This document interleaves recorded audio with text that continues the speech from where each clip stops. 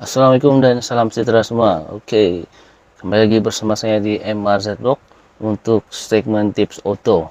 So, untuk segmen pada kali ini saya akan sambung part kedua mengenai Isuzu D-Max saya yang mengalami masalah overheat. So, jangan ke mana-mana, teruskan bersama saya selepas ini di MRZ Vlog. Kalau 2 minggu yang lalu saya ada membuat video berkenaan dengan Isuzu D-Max saya yang mengalami masalah overheat. So, di dalam video itu banyak saya terangkan kemungkinan masalah yang dialami oleh kereta saya. So, kamu boleh semak video yang lalu, ada di atas nih, ataupun Anda boleh semak deskripsi di bawah nih.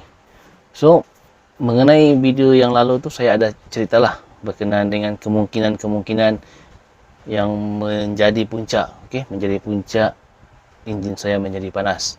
So, antara salah satunya kemungkinan termostat, water pump, kipas clutch fan tu. Banyaklah yang saya ganti sebenarnya untuk menyelesaikan masalah tu. Namun akhirnya apa yang saya telah ganti selama ni tidak juga mendatangkan hasil.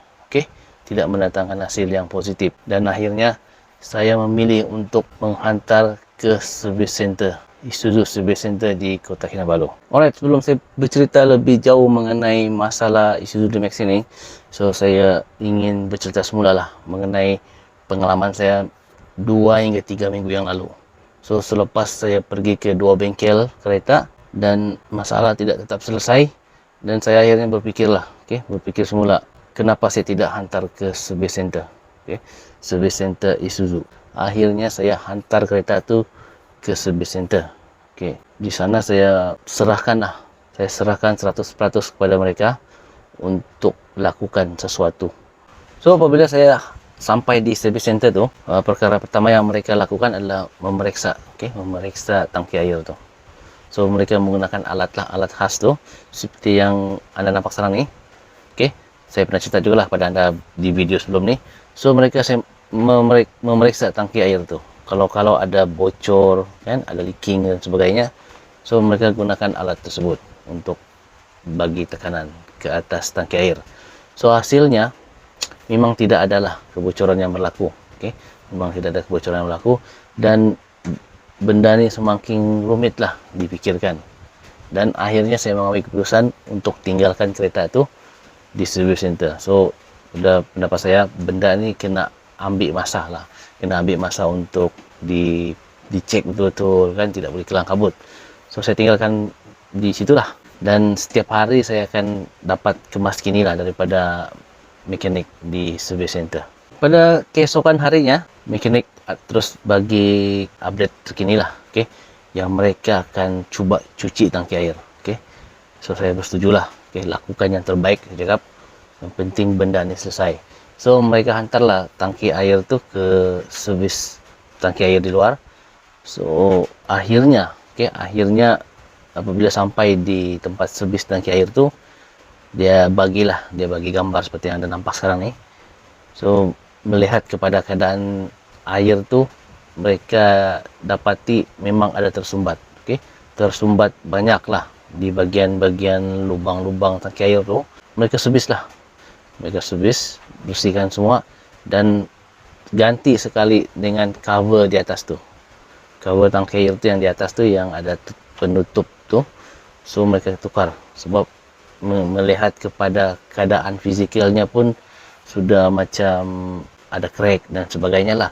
So, mereka ganti baru. Dan seterusnya, apabila selesai benda ni di servis, sudah settle semua bayaran, mekanik dari service center tu bawa baliklah ke bengkel untuk dicuba. Akhirnya mereka siap pasang semua. Lebih kurang saya rasa dalam 3 hingga 4 hari lah saya suruh dorang cuba. Asal ada masa, saya suruh dorang cuba. Naik bukit, jalan lurus. Sebab sebelum ni, yang terakhir sekali lah ketika dalam perjalanan saya ke Kota Kinabalu tu, saya lebih kurang 3 hingga 4 kali lah saya mengalami temperature tinggi dalam perjalanan tu, belum lagi naik bukit lah. Selepas mereka servis tangki air tu, saya suruh cuba, dan akhirnya keputusannya temperature semua normal. Saya suruh cuba lagi naik bukit, okay, suruh pecut dan sebagainya, dan keputusannya juga temperature tetap normal. Kemungkinan besar itulah puncak masalah dia, tangki air tersumbat, dan rasa lega lah sebenarnya sebab masalah ni dapat diselesaikan.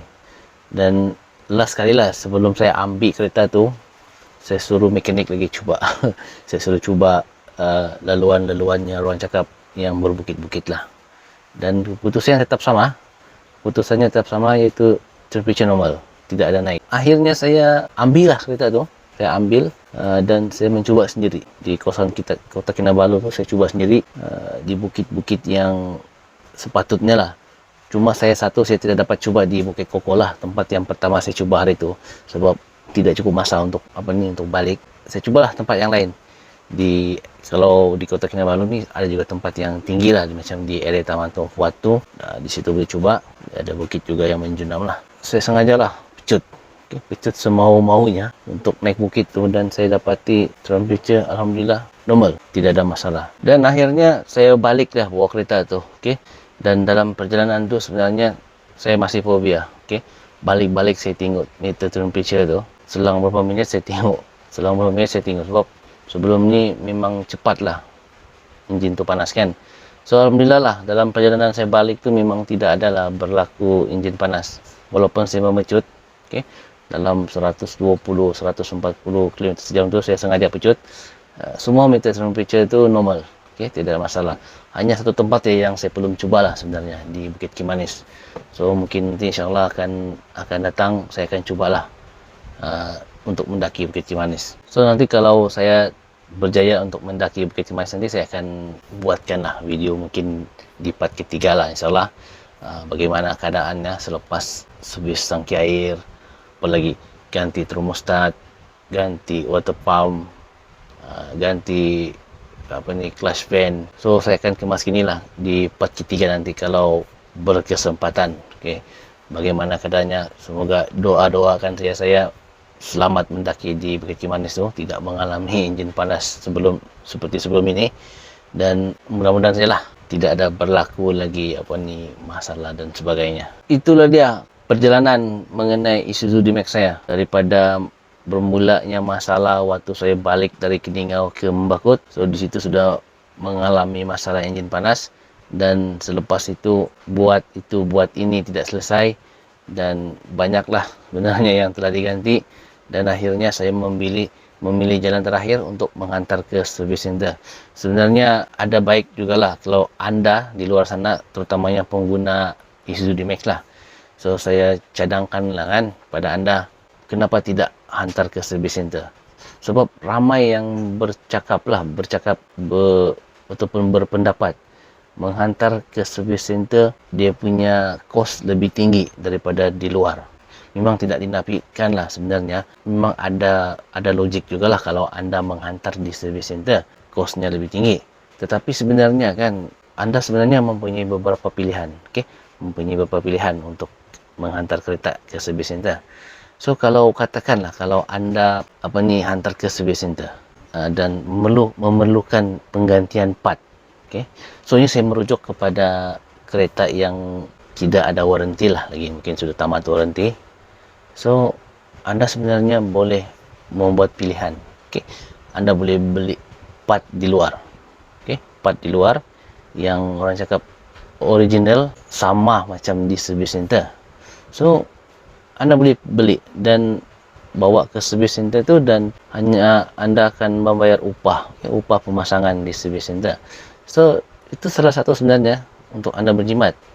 Dan saya rasa kalau kereta anda masih dalam waranti itu lagi baik sebenarnya kan, sebab kereta anda dalam keadaan dijamin selepas jualan. So tidak ada masalah lah sebenarnya untuk kereta yang masih ada jaminan. Tapi kalau seperti yang saya katakan tadi, kalau kereta anda yang sudah habis jaminan kan, macam kereta saya ni, kalau dulu saya ingat dalam 3 tahun saja sudah habis jaminan 100,000 km ataupun 3 tahun begitulah kan. So tidak ada sebenarnya yang istilah mahal dan sebagainya, sebab saya sendiri telah mengalami. Sebenarnya anda mempunyai pilihan. Kalau anda mau ambil barang daripada service center tu, part boleh, itu pun kalau ada stok lah. Tapi kalau tidak ada stok, sebenarnya Anda boleh ambil di kedai luar. Okay. Anda berurusan di kedai luar, pastikan barang yang mau diganti itu confirm lah rusak. Anda pergi ke kedai luar ataupun mekanik di situ boleh uruskan sebenarnya. Sebenarnya sama jimat. Anda jimat masa, tidak ke hulu ke hilir, dan semuanya menjadi senang sebenarnya. Dan apa yang lebih baik sebenarnya kan bagi pendapat saya lah. Bagi pendapat saya secara peribadi. Sebab kalau di service center ni mereka lebih pakar. Okay, mereka lebih pakar mengenai enjin tersebut. Saya merujuk kepada Isuzu D-Max lah. Isuzu, mereka lebih pakar sebab hari-hari setiap masa enjin itu saja yang mereka mereka baiki, mereka hadapi, okay? Mereka pelajari. Orang cakap kepakaran tu lebih baik sebenarnya sebab mereka ada special tools, okay? Mereka ada training kan. Lepas ni Anda jangan ragu-ragu lah sebenarnya mengantar ke service center.